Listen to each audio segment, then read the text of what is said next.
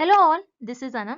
Welcome to global online PhD jobs and admission. आज का video start करने से पहले मैं आपको रिमाइंड करना चाहती हूँ कि आज इग्नू के एडमिशन फॉर्म फिल करने की लास्ट डेट है। आप में से जिन लोगों ने एडमिशन फॉर्म फिल नहीं करा है वो अभी भी फॉर्म को फिल कर सकते हैं। सो चलिए वीडियो स्टार्ट करते हैं। आज की वीडियो में मैंने 2018 के प्रीवियस ईयर क्वेश्चंस डिस्कस करे हैं। ये बहुत सिलेक्टेड क्वेश्चंस है। आपका एक्चुअल एग्जाम भी ऐसे ही क्वेश्चंस पर बेस्ड होता है, इसलिए आप इस वीडियो को एंड तक जरूर देखिएगा। और मैं आपको ये भी रिमाइंड करना चाहती हूँ कि हमने रिसर्च मेथोडोलॉजी का कंप्लीट कोर्स लॉन्च किया है फॉर जस्ट ₹499। जैसे कि आपको पता है आपके एग्जाम के लिए लेस देन अ मंथ ही बचा हुआ है और आपका जो पेपर होता है वो दो सेक्शन में डिवाइडेड होता है, section A and section B. Section A आपका रिसर्च मेथोडोलॉजी पर बेस्ड होता है एंड सेक्शन बी आपका सब्जेक्ट स्पेसिफिक होता है। सो अब इन कम डेज में आपको रिसर्च मेथोडोलॉजी के लिए कैसे प्रिपेयर करना है हम आपको अपने कोर्स के थ्रू बताएंगे। सो इस कोर्स में हम आपको video lectures, notes, mock test and MCQs की पीडीएफ प्रोवाइड कर रहे हैं। सो इन कम डेज में आप रिसर्च मेथोडोलॉजी का कैसे सिलेबस कवर कर सकते हो कि हमारे कोर्स में हमने जो नोट्स और मॉक टेस्ट प्रोवाइड किए हैं, आप एक वीक में ये नोट्स और मॉक टेस्ट को आप स्टडी कर सकते हो, उनको सॉल्व कर सकते हो। और नोट्स में हमने जो इम्पोर्टेंट सेंटेंस होता है, जो इम्पोर्टेंट पॉइंट्स होता है उसको हाईलाइट किया है। और उसी तरीके से मॉक टेस्ट में जो भी क्वेश्चन होते हैं हमारे, उसका पर्टिकुलर एक्सप्लेनेशन होता है कि वो पर्टिकुलर आंसर क्यों राइट है और क्यों रॉन्ग है। तो इसी तरीके से आप एक वीक में नोट्स और मॉक टेस्ट दे सकते हो। देन उसके बाद आपको जो हम पीडीएफ प्रोवाइड करेंगे, इस पीडीएफ में हमने रिसर्च मेथोडोलॉजी के सारे इंपॉर्टेंट क्वेश्चंस कवर करे हैं जो कि मोस्ट प्रोबेबली पेट एग्जाम में पूछे ही जाते हैं। सो इस पीडीएफ से आप आपके एग्जाम में डायरेक्टली 10 to 15 क्वेश्चंस एक्सपेक्ट कर सकते हो। और इस पीडीएफ को आप आपके एग्जाम के एक दिन पहले सॉल्व करिए और इवन आप आपके एग्जाम के 2 से 3 घंटे पहले भी इस पीडीएफ को सॉल्व कर जाते हो, तो आप इजीली आपके एग्जाम में 10 to 15 क्वेश्चन डायरेक्टली मार्क करके आओगे। ऐसी हमारी गारंटी है। सो रिसर्च मेथोडोलॉजी की गारंटी पूरी हमारे पर है कि हम आपको रिसर्च मेथोडोलॉजी के लिए प्रिपरेशन करवाएंगे। अब रही बात आपके सेक्शन बी की। सेक्शन बी जो कि आपका सब्जेक्ट स्पेसिफिक होता है, सो मैं आपको ये सजेस्ट करूंगी कि आपके जो पोस्ट ग्रेजुएशन और जो मास्टर्स डिग्री में आपके पास जो भी स्टडी मटेरियल था आप उसको फॉलो करिए। इन केस आपके पास सेक्शन बी का मटेरियल नहीं है, सो हम सेक्शन बी का स्टडी मटेरियल भी प्रोवाइड कर रहे हैं। सो ये कोर्स ज्वाइन करने के लिए आपको इस नंबर पर मैसेज करना है। सो याद रखिए, हमें क्योंकि एग्जाम के लिए बहुत कम डेज बचे हुए हैं और हमें बहुत कॉल्स आ रहे हैं, सो आपको प्रॉपर मैसेज करना है कि आपको किस यूनिवर्सिटी से हो और आपको कौन से सेक्शन का स्टडी मटेरियल चाहिए। एंड हमारे ऐप को भी डाउनलोड करिए जो कि है global online university from play store. So इस ऐप पर हम आपको कुछ फ्री मॉक टेस्ट, नोट्स और हम आपको वीडियो लेक्चर्स भी प्रोवाइड कर रहे हैं। सो इस ऐप को कैसे एक्सेस करना है मैंने आपको नेक्स्ट स्लाइड में बताया है। Before going ahead, I want to tell you something very important for one who is preparing for the upcoming IGNOU PhD Entrance Exam 2021. हम आपके लिए free video lectures, free mock test and free notes लेकर आए हैं। इस study material को access करने के लिए आपको ये स्टेप्स फॉलो करने हैं। In the first step, download our global online university app from play Store. App को डाउनलोड करने के बाद आपको इस ऐप को इंस्टॉल करना है using your register mobile number. In the second step, app install होने के बाद go inside the app and select the category IGNOU PET PhD Entrance. Then in the third step, category select करने के बाद you can access the 4 free video lecture, 2 free mock tests and 2 free PDF notes. To join our course, visit our app Global Online University, in which you will get 700 plus MCQs PDF, full syllabus notes, 10 full syllabus mock tests and full syllabus video lecture. So hurry up and grab this opportunity. And let's begin with the video. First question, which of the following statements is incorrect. इस question में find out करना है इन चारों option में से कौन सा option incorrect है about sample size. So one by one हम ऑप्शंस देखते हैं। Option A, broader the objectives of the study the larger the sample. अब ब्रॉडर द ऑब्जेक्टिव्स, ऑब्जेक्टिव्स क्या होता है? गोल। आपके स्टडी के गोल क्या है, एम क्या है, आपको किस चीज पर स्टडी करना है।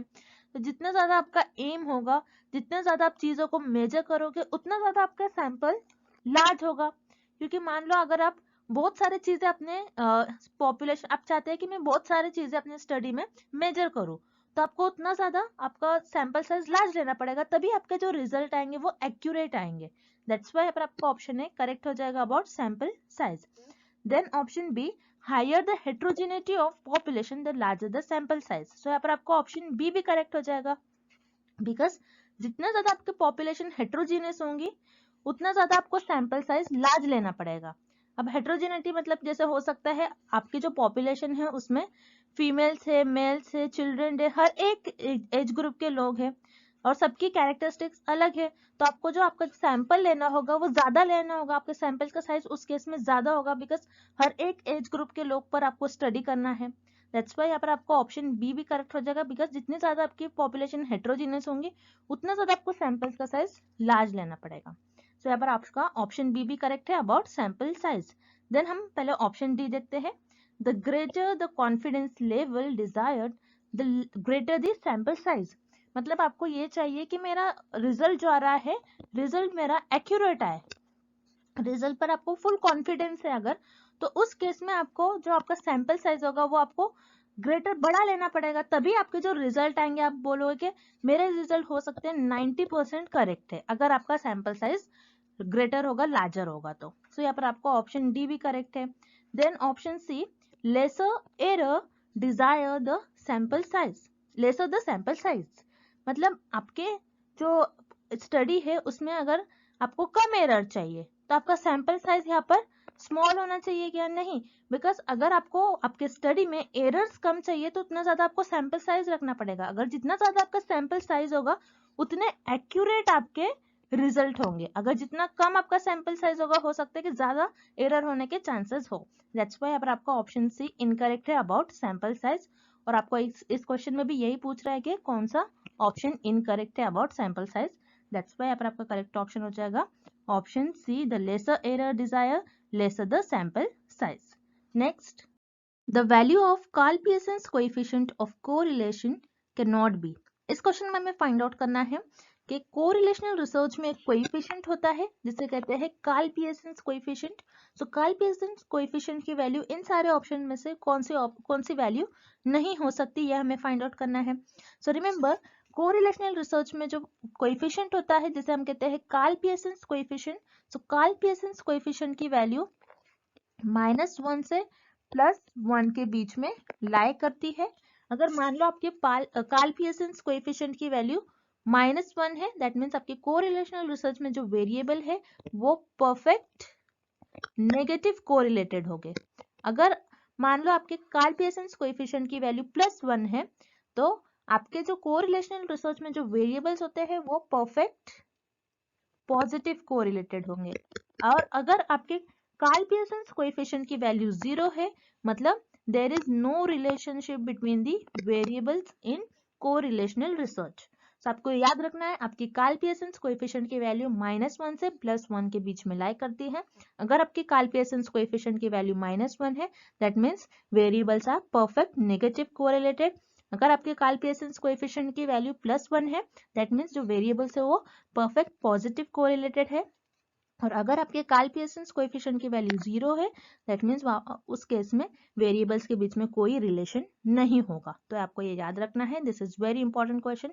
एग्जाम में इस टॉपिक से एक क्वेश्चन कंपलसरी आता है, सो आपको ये याद रखना है।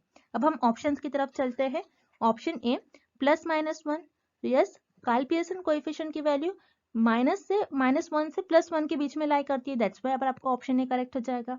Then option C 0, so Karl Pearson coefficient की वैल्यू 0 भी हो सकती है, सो यहाँ पर आपको ऑप्शन सी भी करेक्ट हो जाएगा। देन ऑप्शन डी +-0.5, सो कार्ल पियर्सन कोएफिशिएंट की वैल्यू +-0.5 भी हो सकती है, बिकॉज -0.5 कुछ यहाँ पर लाई करेगा और +0.5 यहाँ पर लाई करेगा, तो कार्ल पियर्सन कोएफिशिएंट की वैल्यू +-0.5 भी होती है। देन कार्ल पियर्सन कोएफिशिएंट की वैल्यू +-2 नहीं होती है, बिल्कुल कार्ल पियर्सन कोएफिशिएंट क्योंकि -1 से +1 के बीच में लाई करता है, सो -1 से +1 के बीच में +-2 वैल्यू लाई नहीं करती है, दैट्स व्हाई अब आपका ऑप्शन बी इनकरेक्ट है, बिकॉज कार्ल पियर्सन कोएफिशिएंट की वैल्यू +-2 नहीं हो सकती है, और आपको ऑप्शन में भी यही पूछ रहा है कि कार्ल पियर्सन कोएफिशिएंट की वैल्यू क्या नहीं हो सकती है। So here correct option is option B ±2. Next question. The formulated problem should have. इस क्वेश्चन में हमें फाइंड आउट करना है आपने आपकी जो रिसर्च में प्रॉब्लम फॉर्म करी होती है वो कैसे होनी चाहिए. सो वन बाय वन हम ऑप्शंस देखते हैं. पहले हम ऑप्शन डी देखेंगे. फैक्ट्स. फैक्ट्स क्या होता है? जो ऑलरेडी प्रूव्ड होता है, जैसे स्काई इज ब्लू और अर्थ राउंड है. सो ये सारे फैक्ट्स है. सो फैक्ट्स पर बेस आपकी प्रॉब्लम आपको फॉर्म नहीं करनी चाहिए. सो यहाँ पर आपका ऑप्शन डी इनकरेक्ट हो जाएगा. Then option C coherence. Coherence क्या होता है? जैसे हम आपका हो गया सिस्टमैटिक. कुछ स्ट्रक्चर होना चाहिए, कुछ स्टेप्स आपको प्रॉपर वे में करना चाहिए. तो ये तो हम रिसर्च में जब स्टडी करते हैं तब हमारी जो रिसर्च की स्टडी होती है वो सिस्टमैटिक होनी चाहिए, ना कि प्रॉब्लम. दैट्स वाई यहाँ पर आपका ऑप्शन सी भी इनकरेक्ट हो जाएगा. Then option B values. Values जो आपने जो रिसर्च प्रॉब्लम और आपका जो प्रॉब्लम अपने रिसर्च में लिया है आप उसको फॉर्म कर रहे हो, क्या उसमें सिर्फ नंबर्स होने चाहिए? नहीं, बल्कि हर एक चीज हो सकती है. प्रॉब्लम तो कुछ भी हो सकती है, कोई डिसीज हो सकती है, कोई और प्रॉब्लम हो सकती है. बस वैल्यूज हो ऐसा जरूरी नहीं है. दैट्स वाई यहाँ पर आपका ऑप्शन बी इनकरेक्ट हो जाएगा. Then option A originality. So यहाँ पर आपका ऑप्शन ए करेक्ट हो जाएगा. बिकॉज आपने जो प्रॉब्लम ली है रिसर्च में, आप जिस टॉपिक पर रिसर्च कर रहे हो, आप जो भी प्रॉब्लम है, आपने जो भी प्रॉब्लम फॉर्म करी है वो ओरिजिनल होनी चाहिए. बिकॉज रिसर्च हम किस टॉपिक पर करते हैं? जो ओरिजिनल हो, जो ऑलरेडी रिसर्च की गई होंगी उस पर थोड़ी ना हम रिसर्च करते हैं, बल्कि जो न्यू टॉपिक होता है. रिसर्च इसीलिए तो की जाती है कि जो न्यू टॉपिक है, न्यू इन्फॉर्मेशन फाइंड आउट करने के लिए रिसर्च करी जाती है.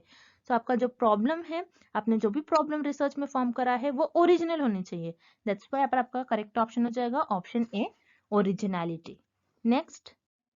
When the population is very heterogeneous, which of the following sampling methods would relatively be more appropriate? इस क्वेश्चन में हमें फाइंड आउट करना है कि जब आपकी जो पॉपुलेशन है वो बहुत ज्यादा हेटेरोजीनियस होंगी, तो उस केस में आप कौन सा सैम्पलिंग मेथड का यूज करोगे और उस केस में आप कौन सा सैम्पलिंग मेथड को ज्यादा प्रेफर करोगे. तो उस केस में आप स्ट्रेटिफाइड रैंडम सैम्पलिंग मेथड का यूज करोगे. अब स्ट्रेटिफाइड रैंडम सैम्पलिंग क्या होती है? सो स्ट्रेटिफाइड रैंडम सैम्पलिंग आप तब यूज करते हो जब आपकी पॉपुलेशन बहुत ज्यादा हेटेरोजीनियस होती है. अब जैसे इस फिगर में ये जो पॉपुलेशन है आपकी, ये मान लो ये हेटेरोजीनियस पॉपुलेशन है. बिकॉज इस ग्रुप में आप देख रहे हो, इस ग्रुप में सारे एज ग्रुप के लोग हैं, मेल है, फीमेल्स है, चिल्ड्रन है, सारे एज ग्रुप के लोग हैं.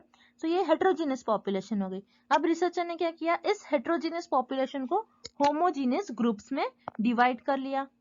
रिसर्चर ने यहाँ पर होमोजीनियस ग्रुप्स में पॉपुलेशन को डिवाइड कर लिया. होमोजेनियस ग्रुप्स में डिवाइड करने के बाद रिसर्चर क्या करेंगे? यहाँ पर होमोजेनियस ग्रुप में रिसर्चर ने कैसे डिवाइड कर लिया? मेन को एक ग्रुप में रख लिया, वीमेन को एक ग्रुप में रख लिया, चिल्ड्रन को एक ग्रुप में रख लिया. देन ग्रुप्स में डिवाइड करने के बाद, होमोजेनियस ग्रुप में डिवाइड करने के बाद रिसर्चर रैंडमली हर एक ग्रुप से एक एक मेंबर को ले लेंगे. अब मान लीजिए इस ग्रुप से रिसर्चर ने इस मेंबर को ले लिया, इस ग्रुप से रिसर्चर ने इस पर्सन को ले लिया, और इस ग्रुप से रिसर्चर ने इस पर्सन को ले लिया. तो ये तीनों भी रिसर्चर के सैंपल बन जाएंगे और उस पर रिसर्चर स्टडी परफॉर्म करेंगे. सो इस तरीके से स्ट्रेटिफाइड रैंडम सैम्पलिंग मेथड में रिसर्चर पॉपुलेशन में से सैंपल्स को सिलेक्ट कर लेते हैं. सो रिमेंबर, जब भी आपकी पॉपुलेशन बहुत ज्यादा हेटेरोजेनियस होती है उस केस में आप स्ट्रेटिफाइड रैंडम सैम्पलिंग मेथड का यूज करोगे. दैट्स व्हाई आपका ऑप्शन भी करेक्ट हो जाएगा. देन ऑप्शन है पर्पसिव सैम्पलिंग. पर्पसिव सैम्पलिंग क्या होते हैं? जिसमें रिसर्च अपने पर्पस के अकॉर्डिंग पॉपुलेशन में से मेंबर्स को सेलेक्ट करते हैं और वो उनका सैंपल बन जाते हैं, और उनके कन्वीनियंस, उनके जजमेंट के बेसिस पे पॉपुलेशन में से मेंबर्स को सेलेक्ट कर लेते हैं. तो यहाँ पर आपका ऑप्शन ए इनकरेक्ट हो जाएगा. Then option C cluster sampling. Cluster sampling क्या होती है? जिसमें आपकी जो पॉपुलेशन होती है वो होमोजीनियस होती है, इसमें पॉपुलेशन हेटेरोजीनियस नहीं होती है, आपको ये याद रखना है.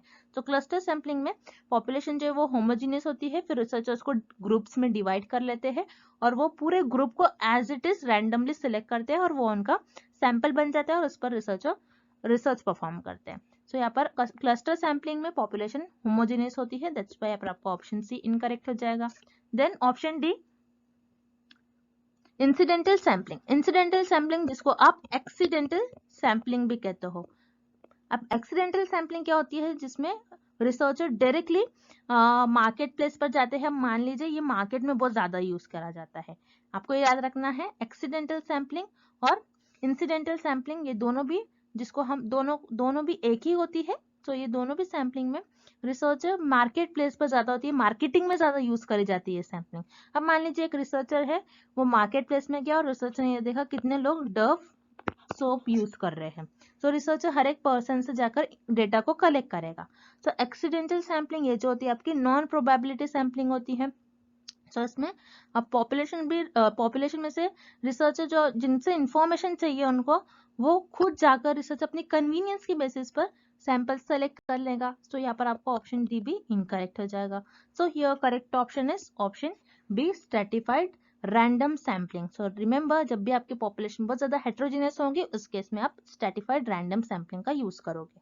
Next question, the scope for investigators bias is more in case of. इस क्वेश्चन में हमें फाइंड आउट करना है ऐसा कौन सा डेटा कलेक्शन मेथड होता है जिसमें इन्वेस्टिगेटर का बायस ज्यादा होता है। यहाँ पर इन्वेस्टिगेटर मतलब रिसर्चर, रिसर्चर का बायस किस डेटा कलेक्शन मेथड में ज्यादा होगा हमें ये फाइंड आउट करना है।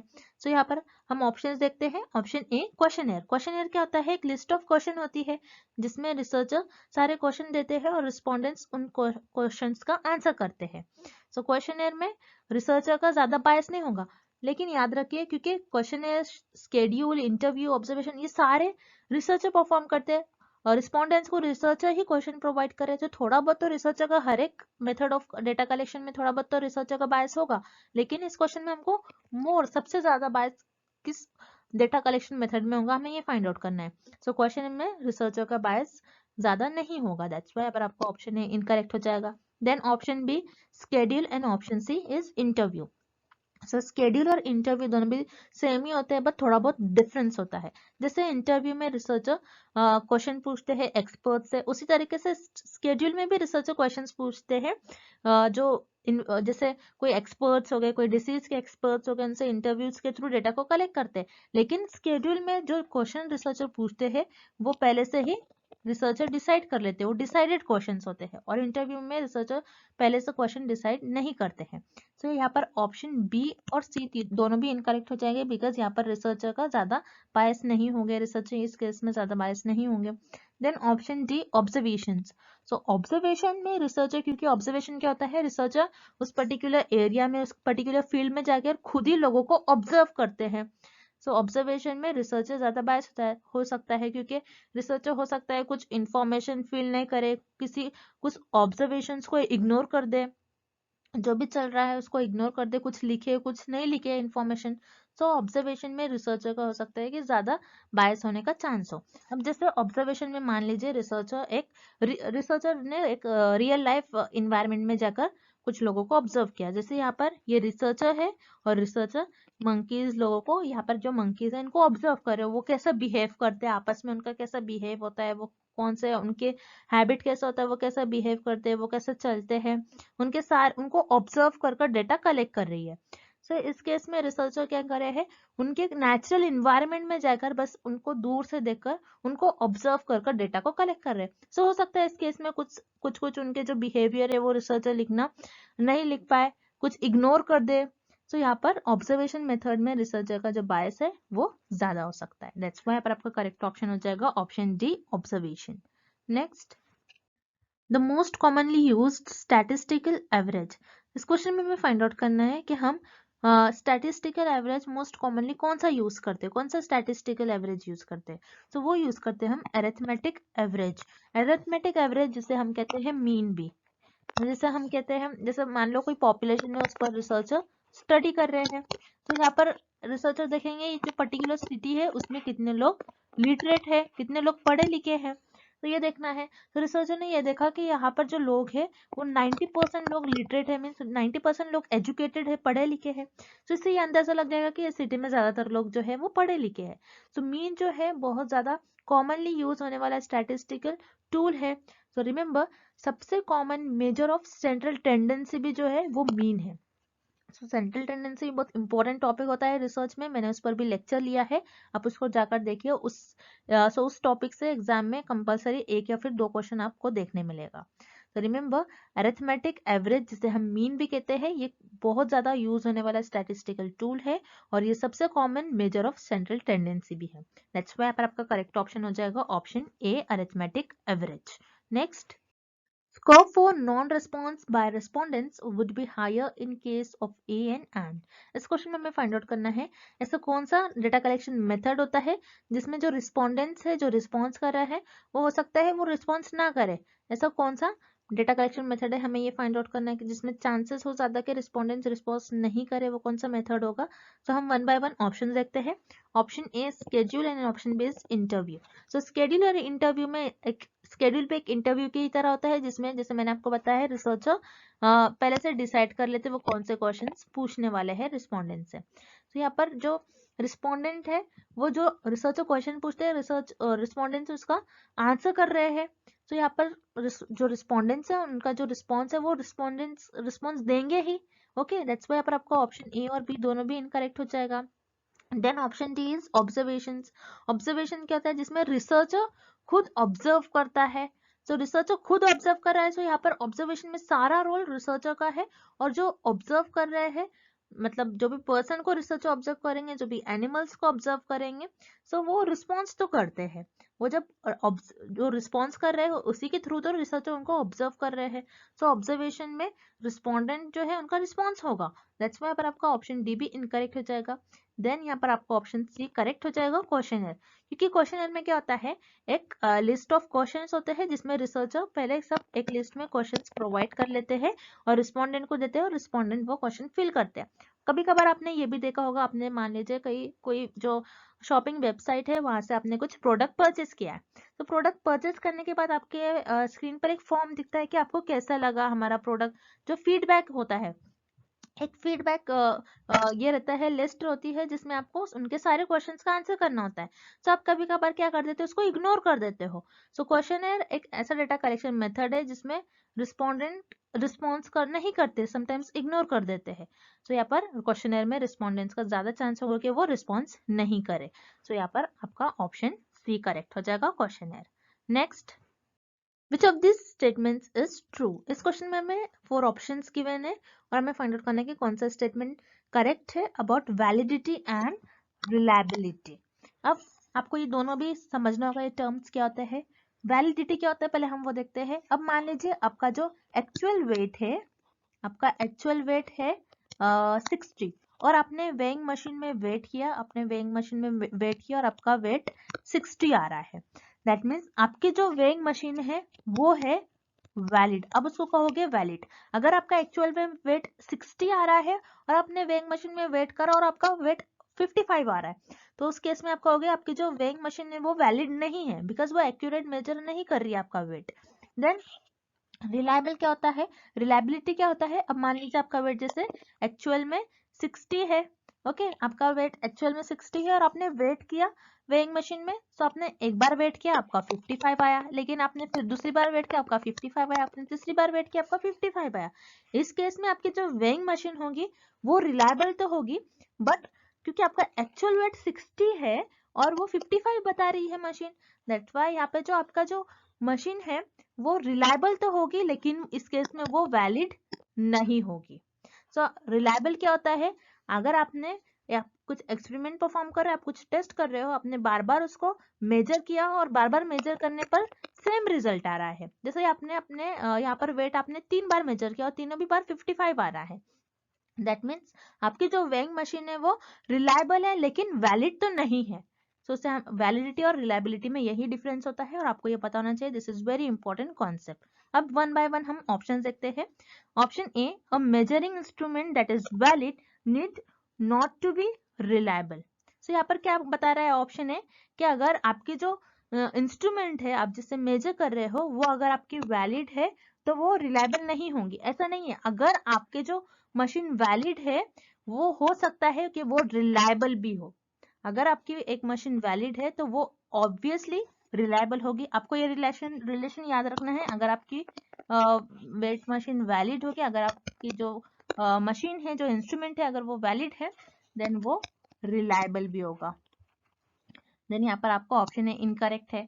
देन ऑप्शन से देखेंगे, अ measuring instrument that is reliable is also valid. जैसे मैंने आपको इसके पहले बताया था कि अगर आपका जो एक्चुअल वेट वो तो 60 था लेकिन आपने वेइंग मशीन में वेट करा, आपका हर बार वेट 55 आ रहा है, लेकिन आप इस केस में कहोगे आपकी जो वेइंग मशीन है वो रिलायबल है लेकिन वैलिड नहीं है। सो इस ऑप्शन का मतलब ही यही है।